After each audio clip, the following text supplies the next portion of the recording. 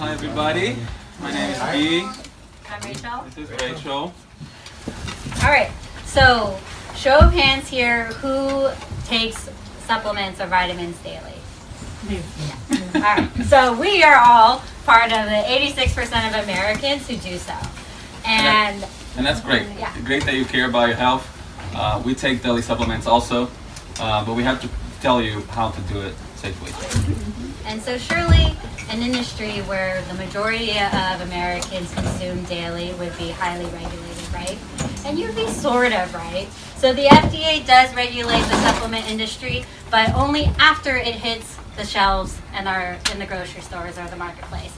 So a lot of times companies are making supplements and vitamins for us to consume, and they don't even notify the FDA until after it's already on the shelf, which is a huge red flag for us, and it makes it important that we know our suppliers and we trust them, and we also make sure we check the ingredients for any fillers or additives that might be added that will, harm our health in the long run.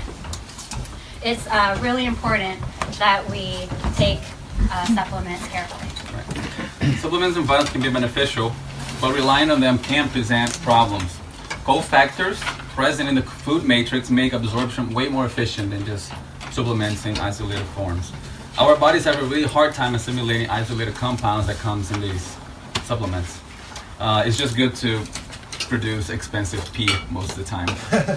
The ones that don't make, thank you for that. I wrote it down, it's time to laugh. The ones that don't make it to the fancy pee though, it's also kind of concerning because fat-soluble vitamins that don't get excreted as easily as water-soluble vitamins that we get in supplements can cause harm because it can build up in your body and cause toxicity. We'll touch more on this soon. Supplements should be used, as the name states, as supplements and not to supplement an already healthy diet. The truth is, we don't have to memorize all this because, believe it or not, nature already did all that for us. If you get emotional nutrition from food, you don't have to memorize any of this. Nature already figured this out. And eating whole foods takes the math like that out of nutrition. And I don't know about you guys, but I'm terrible at math. My mom will attest to that. I don't want to figure out how much copper I need to balance out my zinc supplement, and I don't want to, and then not how much phosphorus I have to take to balance out my copper supplement, and then on and on and on, like you can see in the mineral wheel. Because every mineral has its relationships, and if you take one thing in excess, it will deplete another area. Food matrix. Nutritional components are the vitamins, the minerals, and other nutrients like antioxidants, for example. While the non-nutrients, because when they're solid, gel, or liquid, and so on. But I don't want to think about all this. It just sounds too complicated. The easy ways to ensure your nutrition is balanced is to go back to nature and eat whole foods. So we know here at the Weston A Price Foundation that cod liver oil is a highly prized supplement. But if you choose to get your brain-powering, building omega-3s from fish oil or cod liver oil, you have to consider this. Think about how the fat has gotten to the marketplace shelves. Was it sitting in a warehouse for weeks or months, oxidizing in a big warehouse? Probably. But maybe you buy it online, and to get it to you, maybe they are sitting in a truck being transported across the country. Is it being stored in a temperature-controlled truck? Probably not. And then when it does get delivered to you, is it sitting in your mailbox for hours? If you're like us, the answer is yes. Absolutely, every time. But it's going to be sitting there for maybe a couple of days, and then, God knows how hot your mailbox is. So, and also, if you choose it in a pill form, think about the process it takes to get into that kind of form.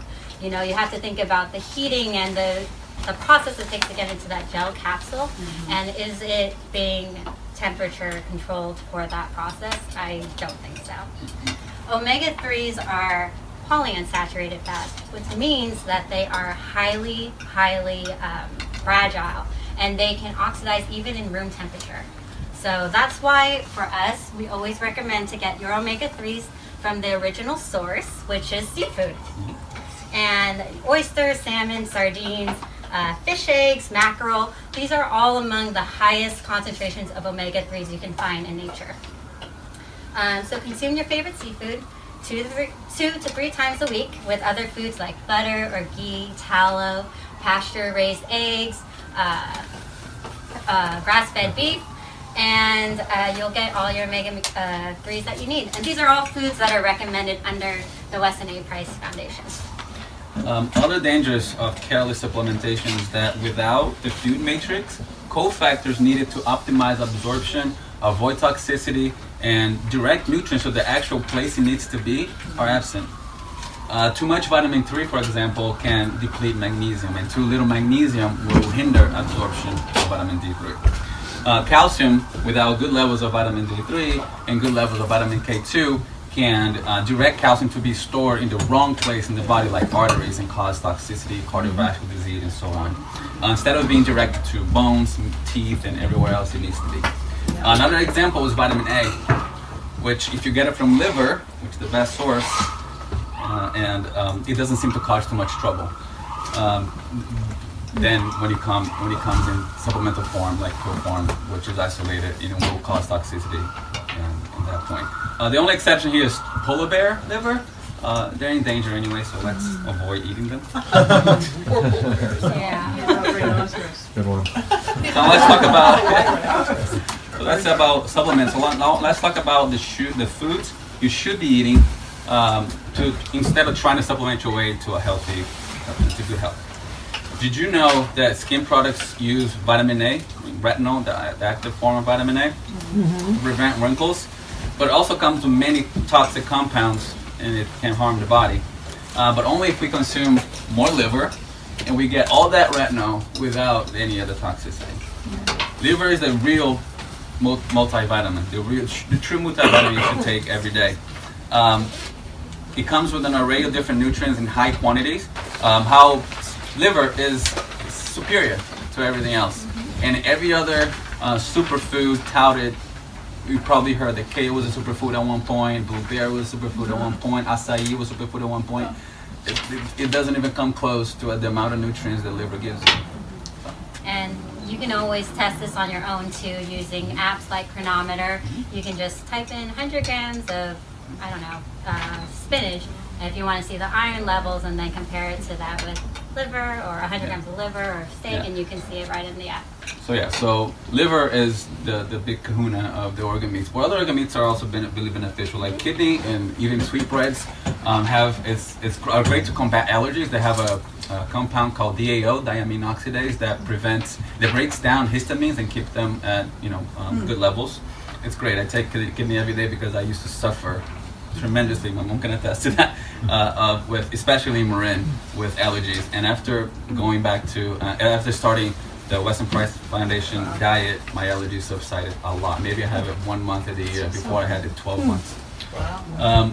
Heart also is the best source of CoQ10, a highly prized nutrient and essential to our own hearts, which is good. Goes to show also the whole point about like benefits like, which is a wisdom passed down through generations on ancestral civilizations, hunter-gatherer communities.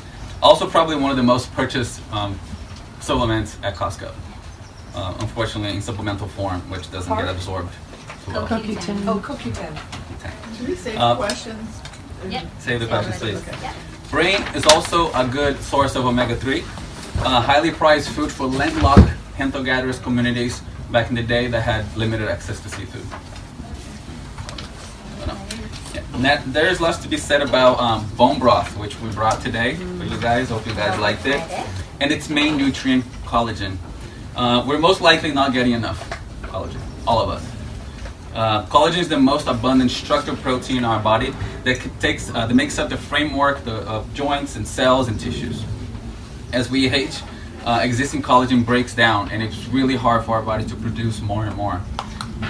If you want to preserve bone mineral density, keep them healthy and pain-free. If you want smooth, healthy skin or just luscious hair, collagen is what gives you all that. Because it makes up so many critical parts of the body, collagen is not only beneficial but essential for good health. Collagen can be a master detoxification tool. Glutathione, I don't know if you guys heard of it, is a master antioxidant that we produce within ourselves that fights free radicals, combating cancer, psoriasis, Parkinson's, autoimmune disease, and even improving insulin resistance. Glycine is the main amino acid in collagen, and it's a crucial component of creating glutathione. Glycine is also needed to balance methionine, which is the main amino acid and the muscle meat we eat every day. It causes inflammation if you have that imbalance. So glycine and collagen is really important for that. Collagen can also help muscle building and protect the brain. Glycine is also an essential ingredient in creatine. You guys probably heard of it. If you guys are working out, you've heard of creatine, which helps muscle recover, strengthen fast, and improves endurance. It also helps with neurological diseases like Huntington's, Parkinson's, even depression, arthritis. It helps with diabetes and pregnancy. It can be also a fat loss booster, crucial to preserving muscle mass while you lose weight, because whenever you lose weight and you lose muscle with it, it's much easier to get all the weight back and even more. So bone broth is actually the first thing we consume every day in the morning. Probiotics now. Probiotics are effective against various digestive problems, including antibiotic-associated diarrhea and IBS. In addition to their impact on weight loss and digestion, probiotics may also improve heart health, immune function, skin health, and symptoms of depression and anxiety. Always try to get your probiotics from foods like sauerkraut and kimchi, or if you tolerate dairy, things like kefir or yogurt are great sources of probiotics. And these foods in general will have a much bigger array of probiotic strains than what you can get in a pill. Mm-hmm. All right. Oh, and my favorite, eggs. Eggs are nature's absolute perfect food. It has all the nutrients to create life, of course. And the yolk isn't high in good fats, good old cholesterol that we love, omega-3, selenium, and it's one of the best sources of choline and biotin. Egg can be a highly allergenic food for some people, but people with egg allergies don't give up too easily because most people are allergic to the egg whites and not the yolks. So maybe try the yolks and by itself and get rid of the eggs. Also, before you give up eggs completely, there's also something called albumin. Albumin, and it has a lot to do with people's allergies and makes up 12% of chicken egg whites, but only 2% of duck egg whites. So maybe try quail eggs or duck eggs or goose eggs, turkey eggs. Try them all. Yeah. Don't give it up. So easy. Bivalves are oysters, clams, mussels, and so on. Only second to liver in the amount of variety of nutrients it provides. Oysters are very up there in the superfood world. The best source of zinc with a whopping 71 milligrams of zinc per serving. Beef coming in second with only 5 milligrams. You can see the difference there. So zinc, there's no comparison. Zinc is a trace mineral that's involved in 300 metabolic processes in the body. Zinc may effectively reduce inflammation, boost immune health, reduce your risk of age-related diseases, and speeds up wound healing. Our immune system consists of T cells and B cells, and to produce that without zinc is not possible. Metabolic enzymes that play a role in the production of our hormones rely on zinc. Zinc is essential for a functioning pancreas. So if you want to keep eating your honey and maple syrup, you're going to need zinc. The presence of zinc in the brain and its ability to grow and develop neurons. As you can see, oysters here are much more is worth much more than any zinc pill. Eating oysters and loading up on zinc is what we do. Is a great hack to protect ourselves while traveling.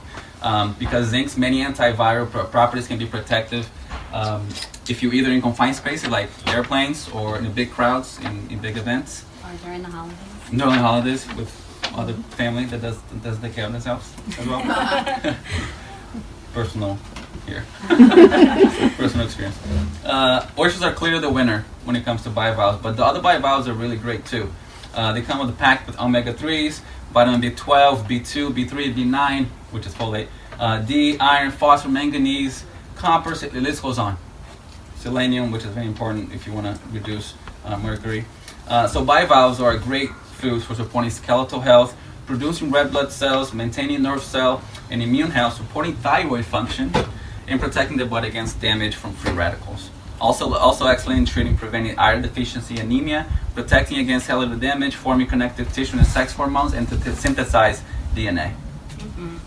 And then we want to talk about avocados. And avocados are loaded with potassium, even more so than bananas. You know, when we see people running and chewing on a banana, we're like, oh, I should be chewing on an avocado. They can prevent electrolyte imbalance and muscle cramps, and are also a great source of folate, which is real folate, not folic acid like you get in supplements, which is a synthetic form and actually displaces real folate. Very, very important. So folate is essential for healthy pregnancies, and prenatal vitamins are literally multivitamins plus folic acid, which is the synthetic kind. Unfortunately. And the folate in avocados improves cell function and can reduce triglycerides and increase HDL. So from what we've learned already, if you're pregnant or planning to get pregnant, replace those multivitamins with liver and the folic acid with avocados or folate.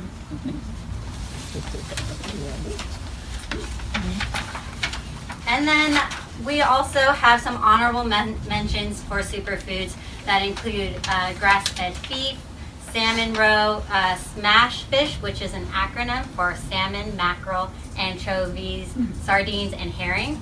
And these fish provide the lowest amount of mercuries and the highest amount of omega-3s.